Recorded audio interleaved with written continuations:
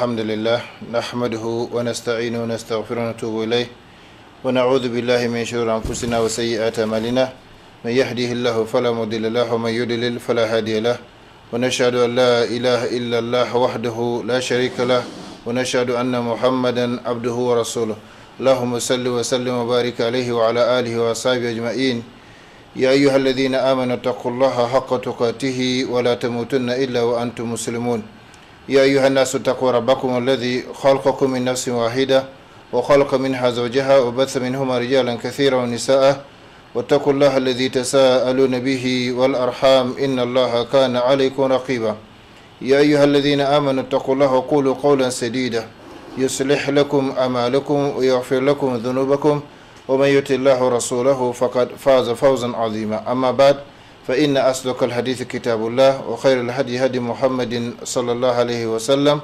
وشر الأمور محدثاتها وكل محدثة بدعة وكل بدعة ضلالة وكل ضلالة في النار ثم أما بعد chers frères et sœurs en islam, chers auditeurs et téléspectateurs de Bon Ferré, assalamu alaikum wa rahmatullahi ta'ala wa barakatuh. Soyez les bienvenus à l'écoute de votre émission islamique hebdomadaire, ou plutôt votre école islamique, là où nous avons l'habitude de nous rencontrer et d'apprendre les uns des autres. Je prie Allah subhanahu wa ta'ala de nous faire profiter tous ensemble de ces quelques instants que nous allons passer ensemble d'un savoir, dans la recherche du savoir en vue de son application, afin que ce savoir ne soit pas un argument contre nous, mais plutôt un argument en notre faveur le jour où nous rencontrerons notre Seigneur Allah subhanahu wa ta'ala, يوم لا ينفع مال ولا بنون إلا من أتى الله بقلب سليم, jour où ni bien ni enfant ne seront d'aucune utilité hormis pour celui qui regagne son Seigneur avec un cœur saint. Rappelons-nous notre triple responsabilité envers le savoir. La première responsabilité, c'est de l'acquérir. La deuxième responsabilité, c'est de l'appliquer.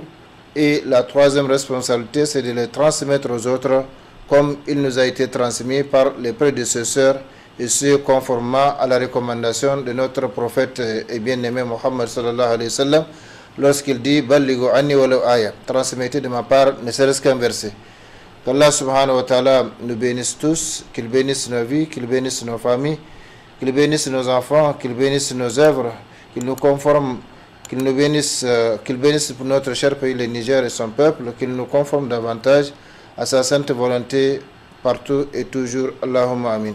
Nous prions Allah subhanahu wa ta'ala par ses plus beaux noms et ses attributs de perfection, par son amour par lequel il a créé les créatures et par son amour par lequel il maintient l'univers malgré les péchés et l'injustice des créatures, et par toute chose par laquelle il aime être sollicité subhanahu wa ta'ala, de nous pardonner tous ainsi que nos parents, nos frères et sœurs en islam, où qu'ils se trouvent les vivants et les morts, et de nous accorder son amour, l'amour de son prophète Muhammad sallallahu alayhi wa sallam, l'amour de toutes les créatures qu'il aime et qu'il aime, et enfin l'amour de toutes choses qui nous rapprochent de son amour. Amin. Chers frères et sœurs en islam, chers téléspectateurs auditeurs de Bon Ferré, ceci dit, le thème de notre émission de ce soir est l'amendement de l'âme. C'est le thème d'un sermon de vendredi. Nous le reprenons ici pour mieux le commenter, Inch'Allah. Donc c'est un nouveau thème. Avant le développement de ce thème, je précise que nous sommes dans la dernière semaine de Rajab, 1442, plus précisément à la 27e nuit de ce mois sacré, le mois de Rajab.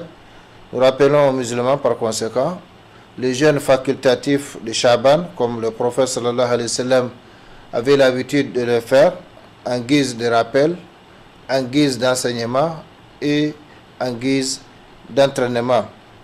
Notre mère Aïcha, radiallahu ta'ala anha, qu'Allah soit satisfait d'elle, disait à propos du jeûne du prophète sallallahu alayhi wa sallam pendant les mois de Shaban, Kana sallallahu alayhi wa sallam yasumu Shaban illa qalila, rawahu Muslim.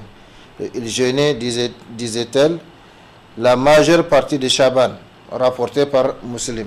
Donc, le musulman qui a la possibilité de jeûner, eh bien, qu'il essaie d'imiter son messager, son prophète, Muhammad sallallahu alayhi wa sallam. Celui-là qu'Allah subhanahu wa ta'ala a proposé pour les croyants comme un excellent modèle à suivre en toutes choses. Vous avez en effet dans les cas du messager un excellent modèle à suivre en toutes choses.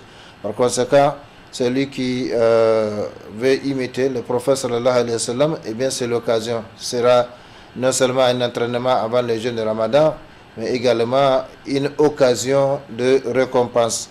Inch'Allah, nous allons en revenir au cours des émissions à venir, les adieux. Louange à Allah, donc, Seigneur de l'univers, qui a dit dans son puissant et inattaquable livre, c'est-à-dire le noble Coran, Ya ayyuhalladhina amanu taqullaha wal tanzur nafsum ma qaddamat lighadin wa taqullaha inna Allaha khabirum bima ta'malun wa la takunu kalladhina nasullaha fa ansahum anfusahum ulaika humul fasiqun.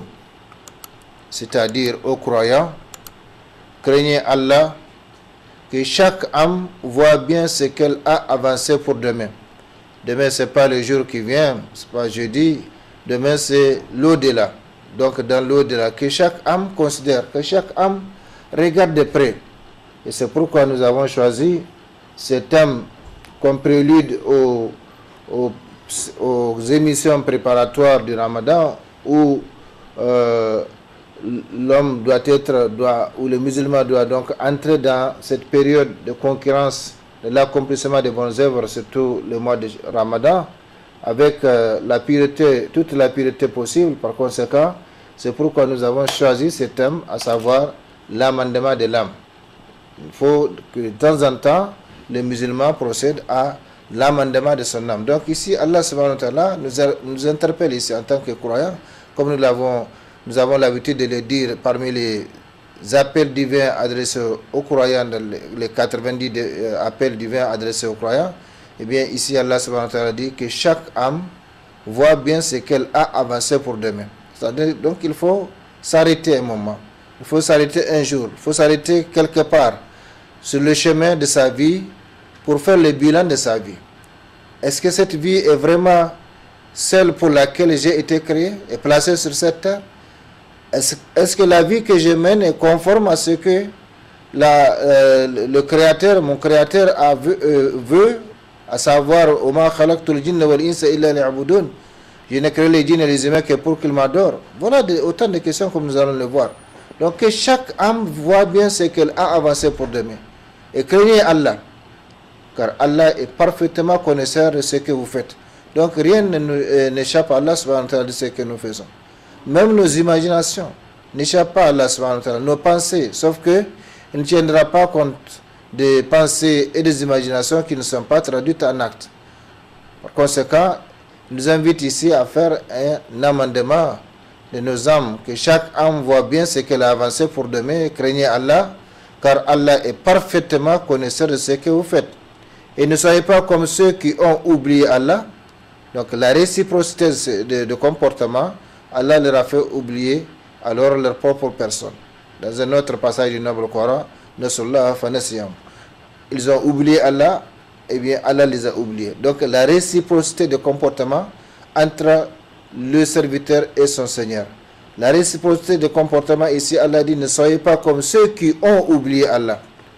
Le résultat, Allah leur a fait oublier leur propre personne.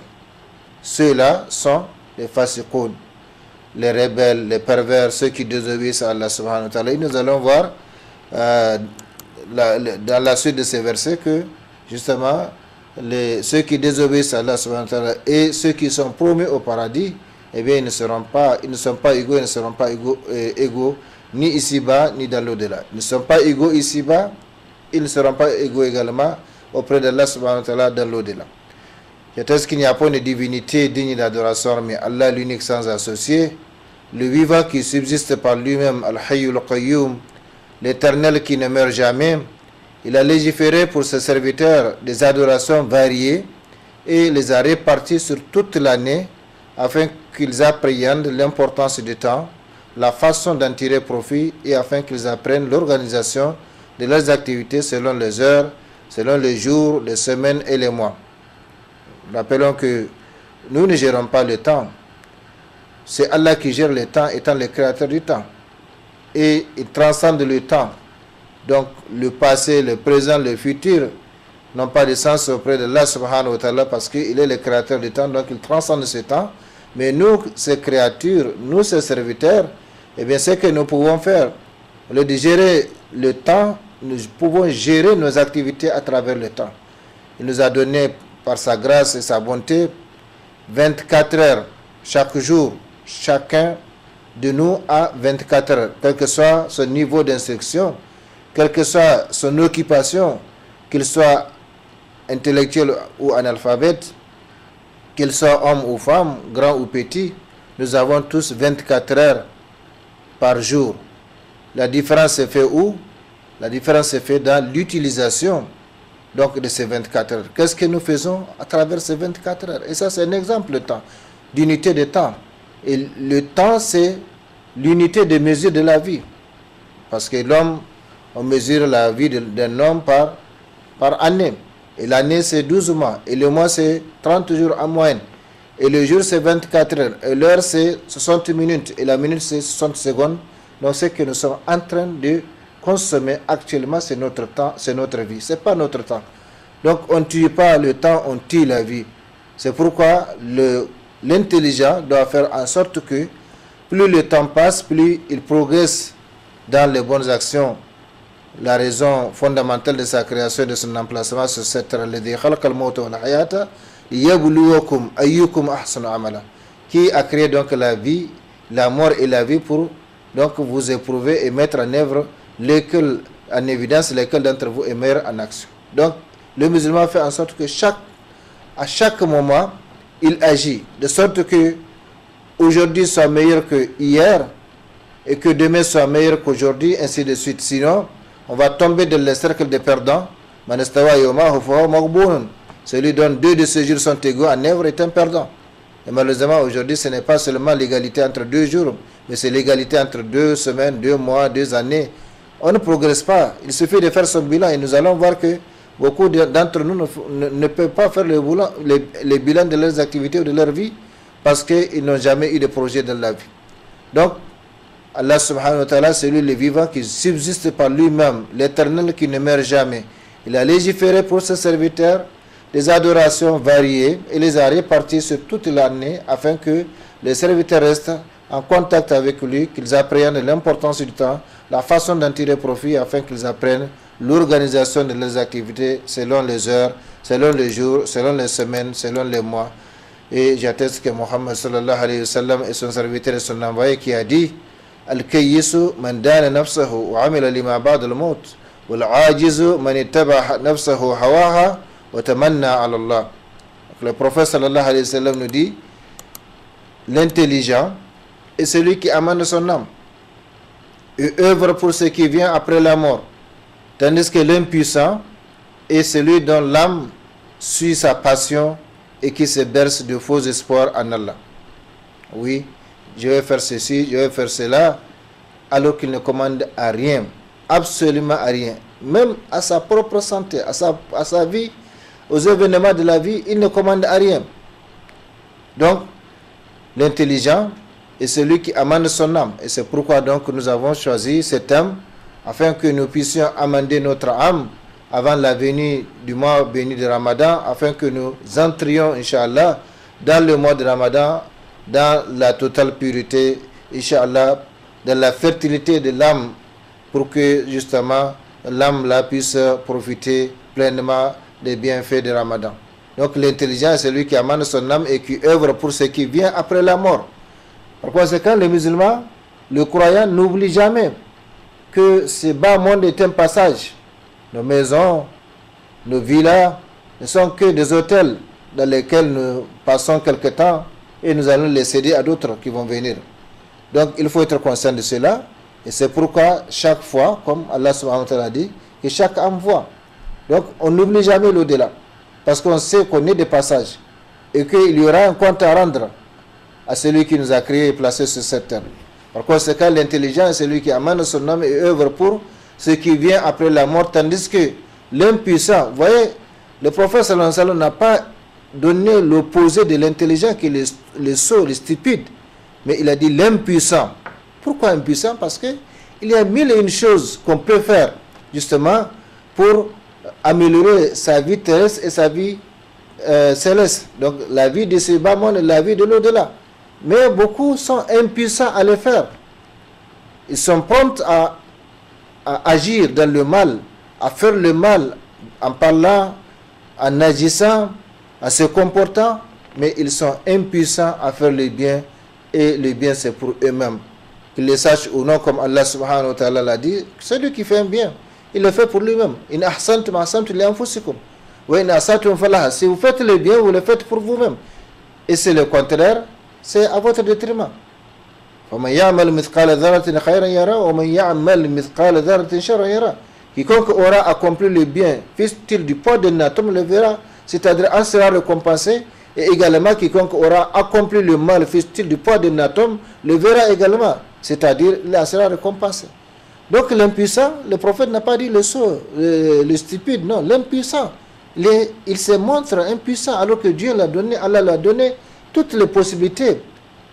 Nous allons voir pourquoi Allah justement a varié. C'est pour donc que chacun puisse prendre ou en tout cas se consacrer à une activité, une adoration qu'il peut accomplir selon ses moyens, selon ses dispositions, selon les circonstances, selon le temps, la période, l'époque, donc l'endroit où il se trouve, les situations, etc. Que les prières de mon Seigneur sont sur lui, sa miséricorde et ses miséricordes soient sur lui, sur sa famille, ses compagnons et tous ceux qui suivront sa sunna jusqu'au jour de la résurrection. Chers frères et sœurs en islam, craignons ensemble Allah subhanahu wa ta'ala, faisons le compte de nos actions avant qu'on ne les fasse pour nous. Pesez nos œuvres avant qu'on ne les pèse pour nous. Et sachez qu'il convient d'amender nos âmes et nos œuvres de temps en temps, surtout sur le plan religieux, sur le plan de la spiritualité, afin de savoir si notre spiritualité monte ou descend, si nos bonnes œuvres augmentent ou diminuent, parce que nous sommes en commerce. Un commerçant doit faire le bilan, de ses entrées et de ses sorties, et voir les bénéfices ou les pertes qu'il a occasionnées. Malheureusement, beaucoup de gens, beaucoup de musulmans, beaucoup de croyants sont donc dans le second cas, dans l'impuissance. Par conséquent, il convient d'amender nos âmes, nos œuvres de temps en temps, surtout sur le plan religieux, sur le plan de la spiritualité, afin de savoir si notre spiritualité monte ou descend, si nos bonnes œuvres augmentent ou diminuent, si nous servons comme il le faut la religion d'Allah et ses serviteurs ou non, si nous appliquons ou non notre connaissance religieuse, etc. Donc il y a beaucoup de choses sur lesquelles on doit s'amender. Beaucoup de choses qu'il faut déposer devant soi et considérer, évaluer, regarder pour voir justement qu'est-ce qu'on a accompli de bien, qu'est-ce qu'on a accompli de mal. Donc les bilans de ses activités, les bilans de sa vie. Bref, il convient de s'auto-amender régulièrement pour savoir si notre programme de l'année s'exécute comme prévu ou non. Et nous allons voir que malheureusement, combien parmi nous n'ont pas de programme, n'ont jamais eu de programme. Ils ont des programmes pour toutes choses qu'ils font. Pour leur formation politique, pour leur lieu de travail ou leur service. Par exemple, les médias. Aucun média ne peut travailler sans programme. Programme quotidien, programme hebdomadaire, programme mensuel. Malheureusement, nous planifions pour nos formations politiques, nous planifions pour nos services, mais nous oublions de planifier pour nous-mêmes. Or, quand il n'y a pas de planification, eh bien, on ne peut que patauger. On ne peut que patauger, aller faire du coq à l'âne. Donc, il n'y a pas de bilan. On ne peut pas faire de bilan parce que pour faire un bilan, il faut avoir donc avoir une chose au préalable, un programme. Nous allons voir que beaucoup d'entre nous n'ont pas de programme. Donc, il convient de s'auto-amender. Pourquoi s'auto-amender? Parce que ce n'est pas quelqu'un qui va venir faire mon amendement. Mais il faut s'auto-amender soi-même. Et nous allons voir que celui qui ne s'auto-amende pas, eh bien c'est celui-là qui trouvera le compte de l'au-delà sévère, dur à son égard. Comme le candidat qui n'a pas donc pris le temps de réviser ses cours, eh bien il va trouver certainement les examens durs à son égard. Autant de questions, chers frères et sœurs en islam, autant de questions que nous devons nous poser et auxquelles 90% des gens ne pourront pas peut-être répondre de façon précise car ils n'ont jamais eu de programme dans leur vie ou de projet pour savoir ce qu'ils ont réalisé parmi ces projets et ce qui reste à faire. Nous avons l'habitude de traiter le problème de la programmation ici à travers nos émissions et nous avons insisté sur le fait que les musulmans doivent avoir un programme soit journalier, soit hebdomadaire, soit mensuel, sinon à la limite annuelle, pour pouvoir s'orienter par rapport donc à ce qu'il fait, par rapport à sa vie spirituelle, sa vie profane, sa vie de façon générale. Donc, malheureusement, beaucoup d'entre nous, cependant une chose est vraie pour tous, chers frères et sœurs en islam, sans distinction de sexe, d'âge ou de niveau. Pendant que nous doutons si nos bonnes œuvres ont augmenté ou diminué, eh bien, il y a une chose qui diminue très certainement pour chacun de nous. Il y a une chose qui diminue pour chacun de nous. Que nous soyons conscients et conscients de cela, il s'agit de notre vie qui diminue de toute évidence. Chaque seconde, chaque minute, chaque heure, chaque jour, chaque semaine, chaque mois et chaque année. Et en réalité, l'homme ne grandit pas. Depuis sa naissance, il ne fait que diminuer. Parce que s'il devrait vivre 100 ans, eh bien, dès qu'il arrive dans ce monde-là, dès qu'il fasse un jour, eh bien, il a diminué. 2 jours, il a diminué. 3 jours, il a diminué. 1 mois, il a diminué. Ainsi de suite. Donc, il ne fait que diminuer. Jusqu'à ce qu'il consomme la totalité donc, de la durée de sa validité sur cette terre. Par conséquent, pendant que nous doutons, est-ce que nos bonnes œuvres ont augmenté? Est-ce que notre spiritualité a augmenté ou diminué? Eh bien, il y a une chose qui diminue très certainement pour chacun de nous, que nous soyons conscients ou inconscients de cela. Il s'agit de notre vie qui diminue de toute évidence. Chaque seconde, chaque minute, chaque heure, chaque jour, chaque semaine, chaque mois et chaque année. Et c'est comme ça, nous consommons notre vie de seconde en seconde, de minute en minute, d'heure en heure, de jour en jour, de semaine en semaine, de mois en mois, d'année en année, jusqu'à ce que les autres apprennent la nouvelle du retour auprès d'Allah subhanahu wa ta'ala. Ça, c'est inévitable. Quelle que soit notre situation, quel que soit notre niveau d'instruction, quel que soit notre niveau social, religieux, politique, eh bien, c'est l'égalité. Nous sommes égaux dans cette loi fixée par Allah subhanahu wa ta'ala, à savoir la diminution de la vie de façon graduelle, de façon progressive, jusqu'à ce qu'on arrive donc à la fin de cette vie.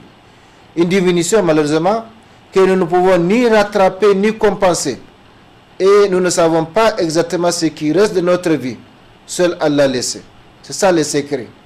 Heureusement d'ailleurs, parce que si l'homme savait quand est-ce qu'il va mourir, peut-être qu'il va mourir avant terme, avant ce temps-là. Donc Allah par miséricorde a caché ce terme-là. A caché ce terme-là. Donc la fin de la vie n'est connue que du Créateur, Allah subhanahu wa ta'ala. Malheureusement, comme je l'ai dit, cette diminution, nous ne pouvons pas la compenser. Nous ne pouvons pas la rattraper parce que le temps, parmi ses particularités justement, c'est qu'il n'est pas rattrapable. On ne peut pas non plus le compenser. Le temps que j'ai perdu maintenant, eh bien, je ne peux pas le rattraper demain parce que à chaque moment, bien sûr, ça c'est pour ceux qui ont des programmes. À chaque heure, à chaque moment, il y a une activité qu'il faut faire. Si maintenant je ne fais pas cette activité, ça veut dire que je vais prendre un autre temps que je vais consacrer à cette activité.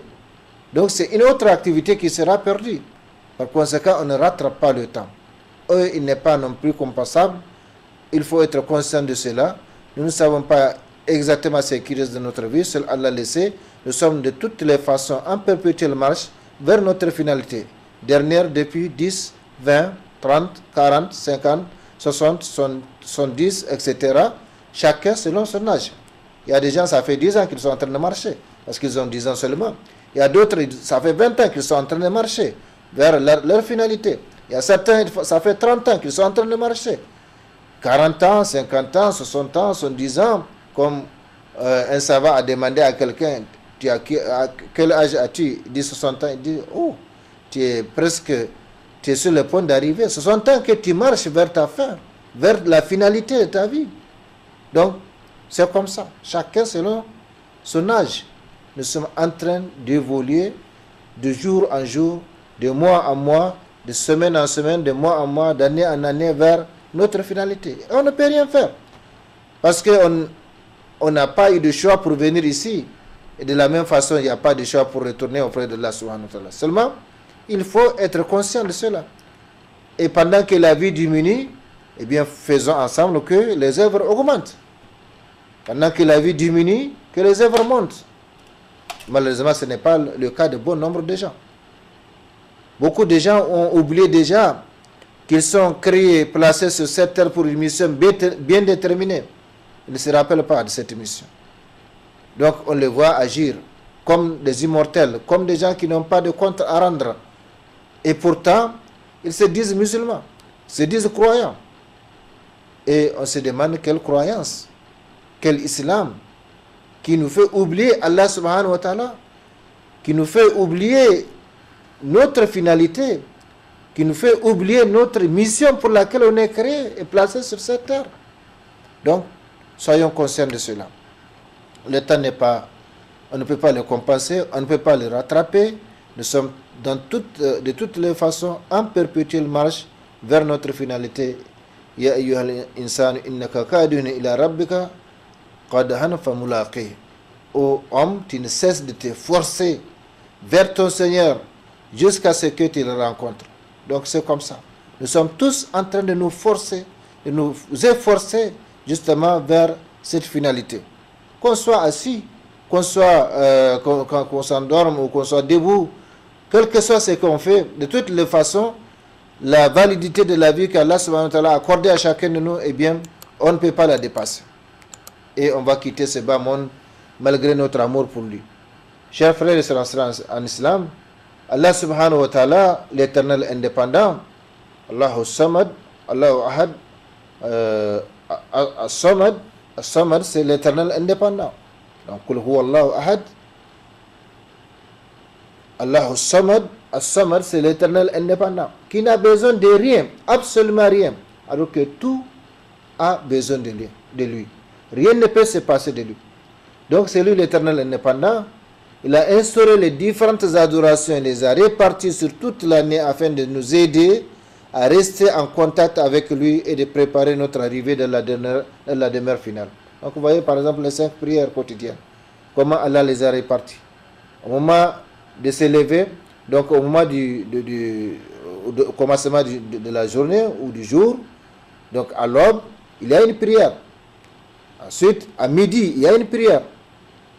Ce qu'on appelle Zuhur, Salat al-Zuhur. Ensuite, de l'après-midi, Salat al-Asr, une prière. Maintenant encore, au coucher du soleil, il y a une autre prière, Salat al-Maghrib. Et maintenant, avant d'aller au lit, donc Salat al-Isha. Et c'est pourquoi, au temps du prophète sallallahu alayhi wa sallam, on retardait la prière d'Isha jusqu'à ce que vraiment on finisse nos activités de la journée. Parce que, comme le prophète sallallahu alayhi wa sallam l'a dit, la prière d'Isha doit être notre dernière activité. De sorte que on a commencé la journée avec la prière du Fajr et on l'a clôturée avec la prière d'Isha et maintenant on retourne donc au lit. Et le cycle reprend le lendemain avec la prière du Fajr, puis on clôture avec la prière d'Isha et Inch'Allah, ce qu'il y a entre les deux, pour celui qui arrive à être régulier dans ces prières-là, Inch'Allah, Allah va lui pardonner. Mais qu'est-ce que nous faisons? Aujourd'hui, tout est banalisé, tout est bafouillé. La prière, on ne l'accomplit pas comme il le faut, ni selon ses conditions, ni selon la concentration qu'il doit avoir dedans. Et la prière d'Isha qui doit clôturer notre journée, on l'expédie très tôt, et c'est après cela qu'on va dans les fadas, qu'on va devant l'écran de la télévision. Ce n'est pas interdit. Si c'est quelque chose de profitable, qu'on regarde, qu'on écoute, comme cette émission, comme un enseignement, comme des conseils pour vivre, pour mener bien sa vie, ainsi de suite, ce n'est pas interdit. Mais ce qui est interdit, c'est que c'est l'usage du mal. Parce que tous ces moyens technologiques que nous avons aujourd'hui, ce sont des armes à double tranchant. On peut les utiliser dans les biens, comme on peut les utiliser dans les mal. Donc, il faut faire attention. Par conséquent, chers frères et sœurs, Allah subhanahu wa ta'ala nous a légiféré, nous a instauré des différentes adorations, les a réparties sur toute l'année, afin de nous aider à rester en contact avec lui, de préparer notre arrivée dans la demeure finale. Ces différentes adorations, réparties selon les heures, les jours, les semaines et les mois, nous inspirent et nous enseignent la nécessité, voire l'obligation de programmer notre existence. Comme nous l'avons dit. Le prophète sallallahu alayhi wa sallam a dit, Allah a programmé tout ce qui se passera dans ce monde 50 000 ans avant la création du ciel et de la terre. La première créature créée par Allah, c'est la plume. Il lui a dit écris. La plume dit qu'est-ce que je vais écrire ce soir? Il dit écris tout ce qui va se passer. Et le prophète précise 50 000 ans avant la création du ciel et de la terre. Allah a déjà tout programmé. Alors qu'il n'a pas besoin de cela. Parce que c'est lui le capable de tout. Quand il veut une chose, son commandement consiste à dire soit, et la chose est. Mais c'est pour nous enseigner, nous ces créatures, nous ces serviteurs, la programmation. Nous devons programmer notre existence pour qu'elle ait un sens. Pour que nous ne soyons pas de ceux qui vivent sur cette terre-là en mangeant seulement ou de ceux qui mangent pour vivre. Donc, chers frères et sœurs en islam, soyons conscients de cela et profitons de cette variété d'adoration pour que chacun puisse voir là où les adorations qu'il peut accomplir de façon régulière, de façon constante pour avoir donc l'amélioration de sa vie future. Puisque nous ne pouvons pas tout faire à la fois, eh bien il faut savoir choisir ce que nous pouvons et devons faire. Dans la vie, on ne peut pas tout faire. On ne peut pas satisfaire tout le monde. Il faut nécessairement des priorités. Malheureusement, comme vous le voyez aujourd'hui, il y a des gens, chaque week-end, ils sont dans les sociales. C'est soit le baptême, soit le mariage, ou le troisième cas, les funérailles. Ils courent de porte en porte, alors que le week-end, là, doit être, on peut le mettre à profit pour améliorer sa vie. Si la semaine, le travail durant la semaine ne permet pas de nous adonner correctement, donc à la recherche du savoir pour améliorer notre existence. Parce que c'est le savoir qui permet justement d'améliorer nos activités. Le savoir profane ou le savoir religieux, comme le prophète sallallahu alayhi wa sallam l'a dit, « Man yuridillahu bihi khayran, yufaqihu fi din » à quiconque Allah veut du bien, eh bien, il lui fait comprendre la religion. Par conséquent, nous ne pouvons pas tout faire à la fois. Eh bien, il faut savoir choisir ce que nous pouvons et devons faire. Soyons conscients de cela dès maintenant et pour toujours, qu'Allah nous conforme davantage à ce qu'il aime agrée. Donc, après cette introduction, chers frères et sœurs en islam, comme nous l'avons dit, faites votre compte avant qu'on ne le fasse pour vous. Pesez vos œuvres avant qu'on ne les pèse pour vous. Jugez vous-même vos comportements avant qu'on ne vous juge et soyez prêts pour la rencontre de la mort avant qu'elle ne vous surprenne. La mort, il n'y a pas d'échappatoire. La mort, on ne peut pas la fuir. Al-mulaqat, ce n'est pas dos à dos ou côte à côte. Al-mulaqat, c'est face à face. Dit la mort que vous fuyez va vous rencontrer.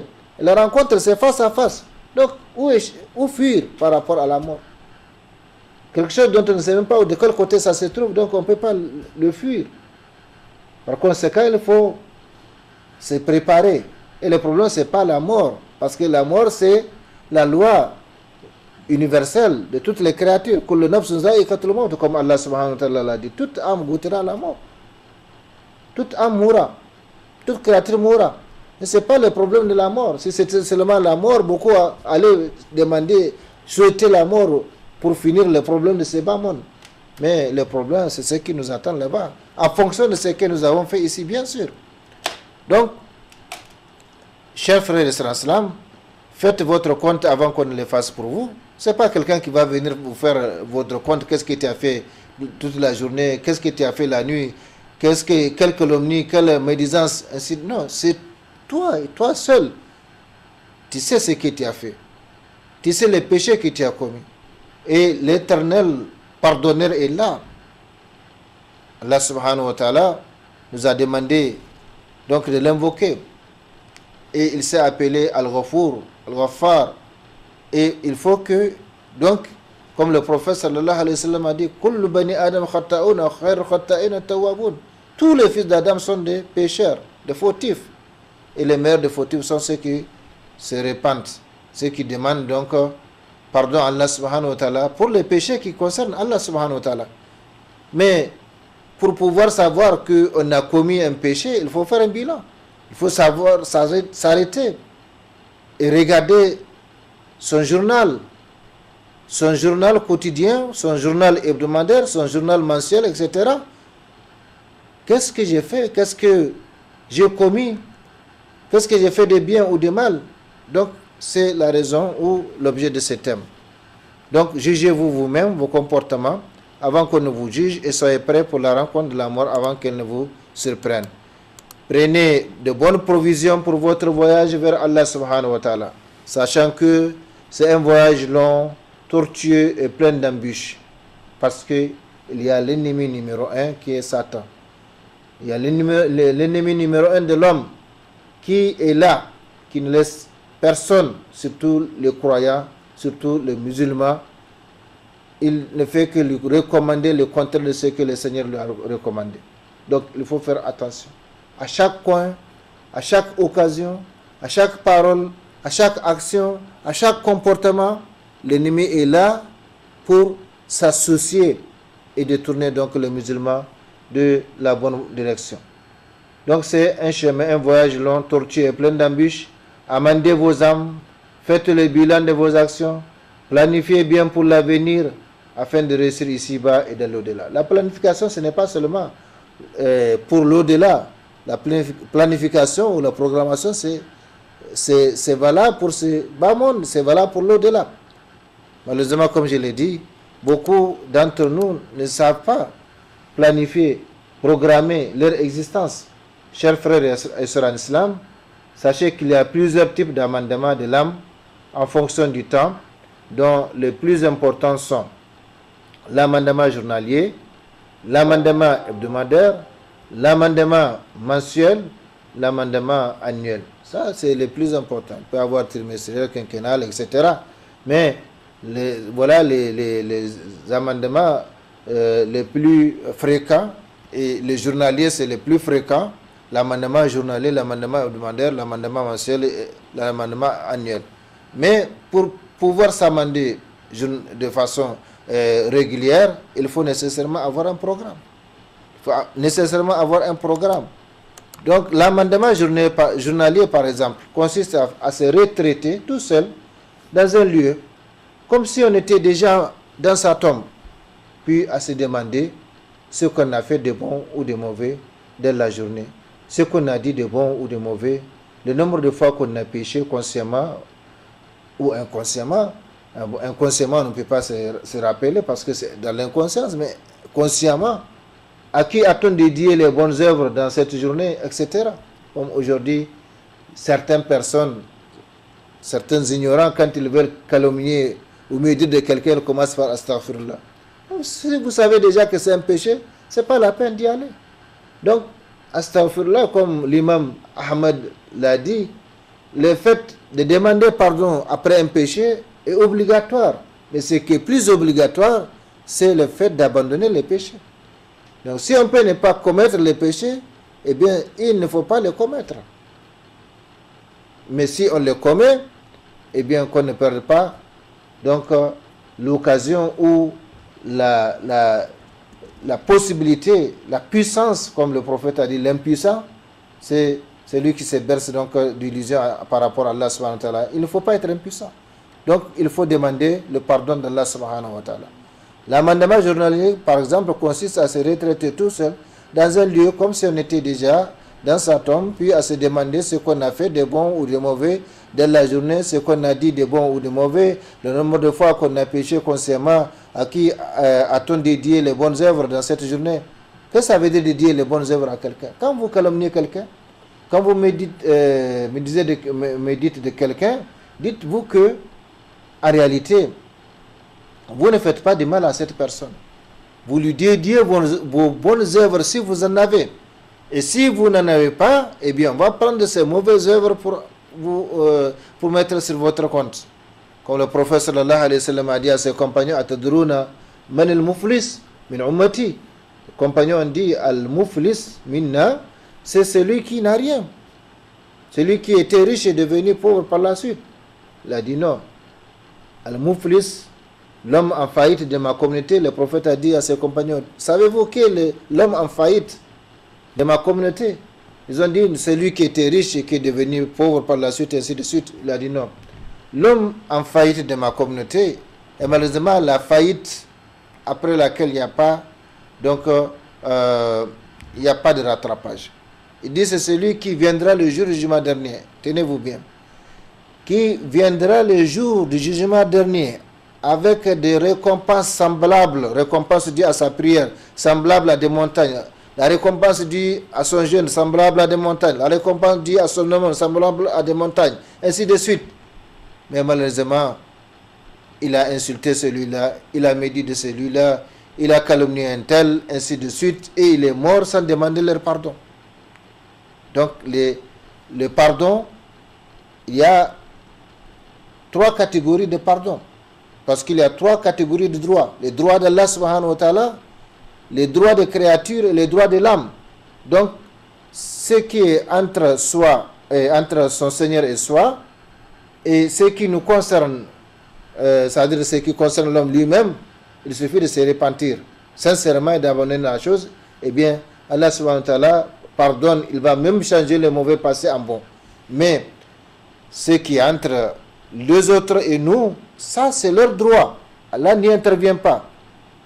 Si vous avez pris l'argent de quelqu'un, si vous avez touché à l'honneur de quelqu'un, eh bien, n'allez pas demander à Allah subhanahu wa ta'ala pardon.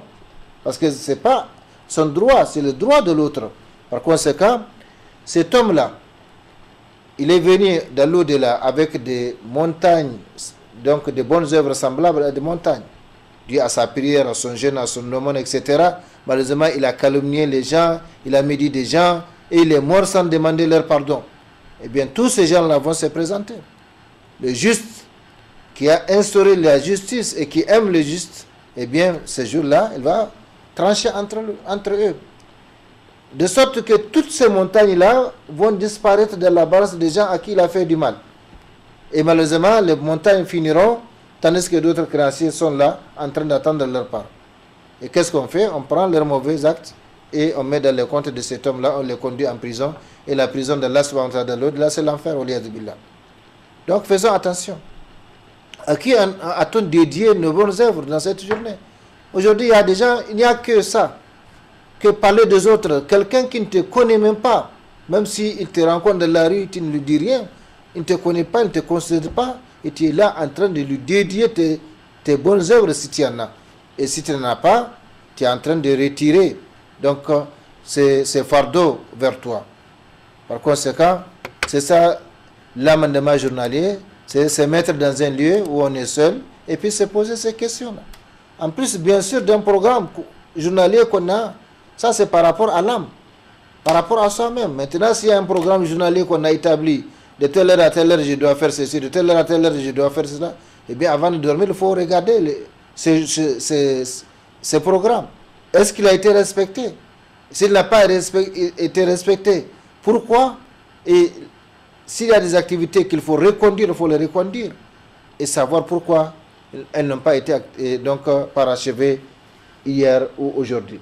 Par rapport à l'œuvre de l'amendement de l'âme, se répartit en deux catégories ci-après. La première catégorie, l'amendement de l'âme avant l'œuvre. Il consiste à poser le pour et le contre de l'œuvre avant de l'entreprendre. C'est ça les musulmans. Il n'entreprend rien, comme le prophète sallallahu alayhi wa sallam dit. La yakun ahadukum ima yakul ana ma'an nas. Non, que personne d'entre vous, dit le prophète sallallahu alayhi wa sallam, soit une marionnette. Qui dit, moi je suis avec les gens. S'ils font du bien, j'en fais. S'ils font du mal, j'en fais également. Lakin, wattenu anfusakum. Mais, positionnez-vous bien. Si les gens font du bien, le bien est recommandé. Donc, faites le bien comme eux. Mais s'ils agissent mal, eh bien, ne soyez pas injustes en les suivant dans le mal. Voilà, ça c'est la recommandation du prophète sallallahu alayhi wa sallam. Que personne ne soit une marionnette et un haut-parleur. On le voit, il crie une machine, mais en réalité, c'est quelqu'un qui parle à travers lui. C'est quelqu'un qui agit à travers lui. Donc, le prophète sallallahu alayhi wa sallam a dit que personne doit être une marionnette. Qui dit, moi je suis avec les gens, s'ils agissent bien, j'agis bien, s'ils agissent mal, j'agis mal, mais non, il dit, positionnez-vous bien. Donc l'amendement, la première catégorie de l'amendement par rapport à l'œuvre, c'est l'amendement de l'âme avant l'œuvre. Et il consiste à poser le pour et le contre de l'œuvre avant de l'entreprendre, c'est-à-dire être totalement convaincu de la première intention. Innamal a'malu bin-niyya.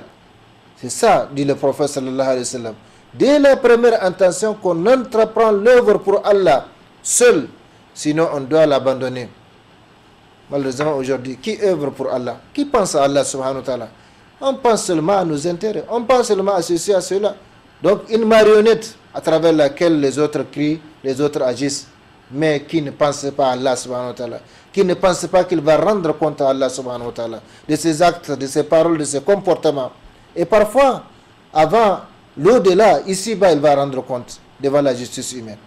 Donc, il faut poser le pour et le contre de l'œuvre avant de l'entreprendre, c'est-à-dire être totalement convaincu de la première intention qu'on entreprend l'œuvre pour Allah seul, même si c'est une adoration. Parce qu'il y a ce qu'on appelle l'ostentation à ria, qui consiste à accomplir une adoration dans l'apparence dédiée à Allah subhanahu wa ta'ala, alors que on cherche l'agrément des créatures, on cherche l'approbation des créatures, on cherche que les gens disent Masha'Allah, il est ceci, il est cela. Donc, il faut s'assurer dès la première intention qu'on entreprend l'œuvre pour Allah seul, sinon on doit l'abandonner, comme Al-Hassan al-Basri rahimahullah a dit. Rahimallahu abadan waqafa inda hammihi wa in kana lillahi mada wa in kana li ghayrihi ta'akhkhar. Allahu akbar. Qu'Allah fasse miséricorde au serviteur, dit Al-Hassan al-Basri. Qu'Allah fasse miséricorde au serviteur qui s'arrête au moment de son intention. Si c'est pour Allah, c'est l'intention d'accomplir une chose, de dire une parole, de se comporter de telle ou telle façon, eh bien, il s'arrête d'abord. Si c'est pour Allah, il l'exécute. Sinon, il y renonce.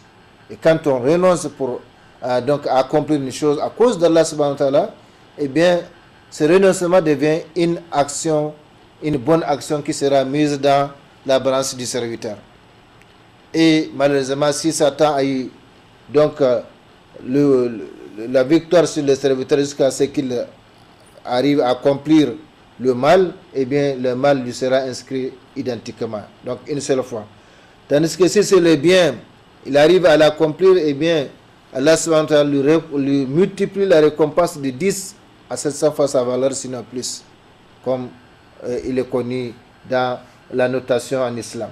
Donc, qu'Allah fasse miséricorde au serviteur qui s'arrête au moment de son intention. Est-ce que nous nous rappelons, est-ce que nous pensons à Allah subhanahu wa ta'ala quand nous voulons parler ou quand nous sommes en train de parler? Est-ce que nous pensons à Allah subhanahu wa ta'ala quand nous agissons, quand nous recommandons, quand nous ordonnons, quand nous nous comportons, etc., etc. Ajiban lil mu'minin. C'est étonnant de la part des musulmans d'aujourd'hui. Alors, si c'est pour Allah, il exécute, sinon il renonce. La seconde catégorie d'amendement par rapport à l'œuvre, chers frères et sœurs, c'est l'amendement de l'âme après l'œuvre. Cet amendement se divise en trois parties. l'amendement de l'œuvre, de l'âme après l'œuvre. C'est-à-dire maintenant l'œuvre est déjà accomplie. Si c'est un bien, alhamdoulilah, c'est un mal, dans tous les cas, il y a encore un amendement. Si on peut le faire, on peut se corriger, on peut se rattraper. Donc la première catégorie, l'amendement de l'âme par rapport à une œuvre de laquelle on a manqué à la totalité ou à une partie des droits d'Allah subhanahu wa ta'ala relatif à cette œuvre, si bien qu'elle a été accomplie contrairement à la manière légiférée. Par exemple, la prière. La prière de Zuhur, c'est un exemple. C'est à 13h30, 13h20. Eh bien, toi tu pries à quelle heure? 13h30, 13h20, 14h, 16h, la prière. Ou tu cumules toutes les prières quand tu reviens à la maison, tu les expédies à Allah subhanahu wa ta'ala. Donc, l'amendement de l'âme par rapport à une œuvre de laquelle on a manqué à la totalité ou à une partie des droits d'Allah subhanahu wa ta'ala relatif à cette œuvre, si bien qu'elle a été accomplie contrairement à la manière légiférée. Deuxième catégorie, l'amendement de l'âme par rapport à toute œuvre dont l'abandon était plus préférable que son accomplissement. Et c'est là le regret. Comme le prophète sallallahu alayhi wa sallam a dit, at-tawbatu nadam. Donc le repentir, c'est le fait de regretter. Regretter les actions répréhensibles passées. Pourquoi j'ai fait ça? Pourquoi j'ai dit ça? Pourquoi je me suis comporté de cette façon? C'est ça le musulman, c'est ça le croyant. Nul n'a dit que le croyant ne doit pas ou ne peut pas accomplir des péchés, non. La différence entre le croyant et le non-croyant, c'est que justement, le croyant, lui, se rappelle de ses péchés, il demande pardon. Allah subhanahu wa ta'ala. Là, nous allons voir que même Al-Fawahish, Allah subhanahu wa ta'ala a précisé que le croyant le fait. Hein? L'amendement de l'âme par rapport à toute œuvre dont l'abandon était plus préférable que son accomplissement. Ça, c'est la deuxième catégorie. La troisième catégorie, chers frères et sœurs, c'est l'amendement de l'âme par rapport à toute œuvre licite qu'accomplit le serviteur en se posant les questions suivantes. Pourquoi et pour qui l'a-t-il accompli cette œuvre-là? A-t-il visé Allah subhanahu wa ta'ala et la demeure dernière à travers cette œuvre? Ou bien a-t-il visé le renom et ses bas mondes, la crainte des gens ou l'approbation des gens, etc.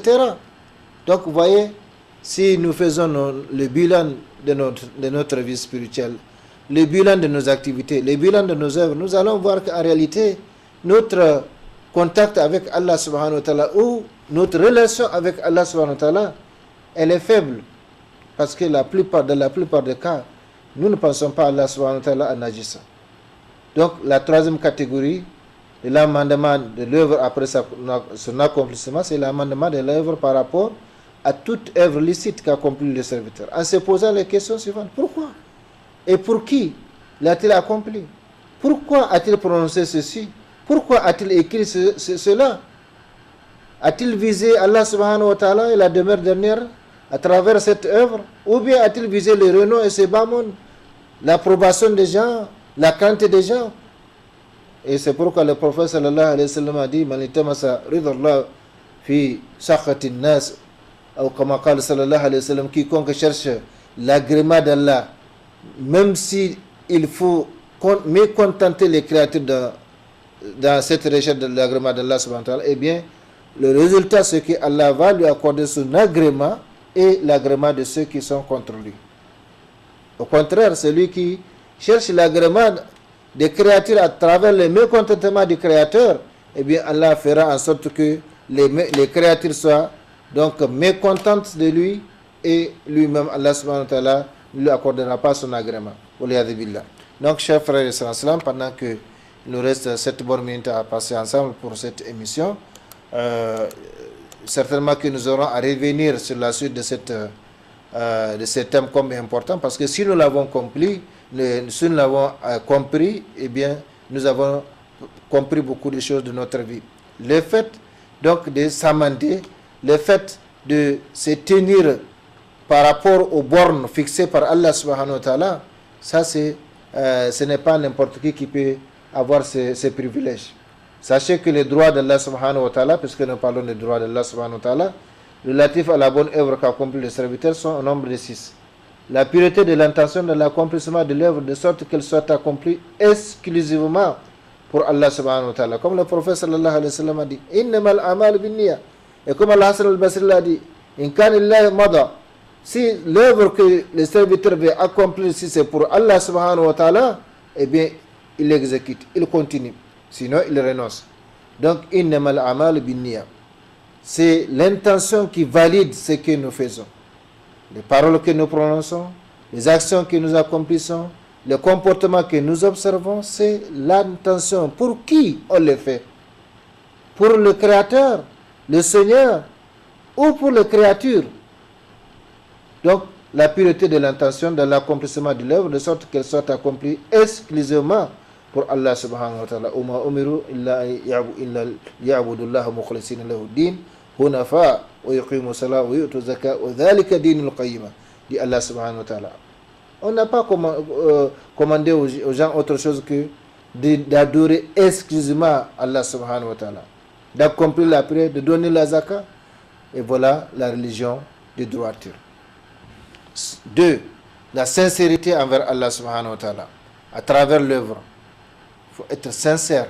Cette œuvre, on l'accomplit avec toute la sincérité requise. Il n'y a pas de tricherie.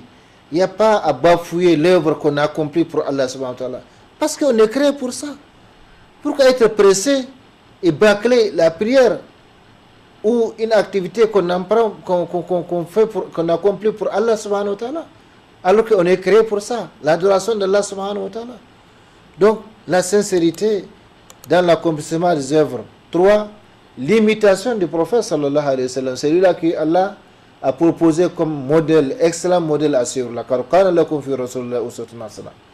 Donc, l'imitation du prophète sallallahu alayhi wa sallam, de l'accomplissement de l'œuvre, c'est lui qui a apporté la religion de la part, donc, de la part d'Allah subhanahu wa ta'ala pour nous la montrer, pour nous l'enseigner. Par conséquent, on ne peut pas retourner vers Allah subhanahu wa ta'ala par une voie meilleure, sinon même il n'y a pas de voie même comparable à celle du prophète sallallahu alayhi wa sallam. La période de jour, c'est 4 rakas. On ne peut pas, même si vous êtes jeune, même si vous vous sentez fort, machallah, vous ne pouvez pas ajouter une raka. La période de Asr, etc. Donc, l'imitation du prophète sallallahu alayhi wa sallam, ça c'est un exemple. Et c'est valable dans tout ce que nous faisons. Si c'est de la religion, limitons-nous. Là, le prophète sallallahu alayhi wa sallam s'est limité. Donc, 4. La bienfaisance de l'accomplissement de l'œuvre, consistant à l'accomplir comme si on voyait Allah subhanahu wa ta'ala. Al-ihsan an ta'budu Allah ka'annaka tara, fa in lam takun tara, fa innahu yarak.